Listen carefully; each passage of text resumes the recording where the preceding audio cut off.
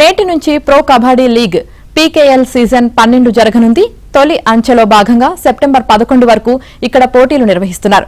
Beach రోడ్లోని INS కురుసురా submarine వద్ద ట్రోఫీని ఆవిష్కరించారు. అనంతరం పీకేఎల్ చైర్మన్ అనుపమ గోస్వామితో పాటు 12 జట్ల సారథులు, ఆర్మీ, నేవీ, ఎయిర్ ఫోర్స్ కు చెందిన ఆటగాళ్లు భారత సాయుధ దళాలకు నివాళులర్పించారు.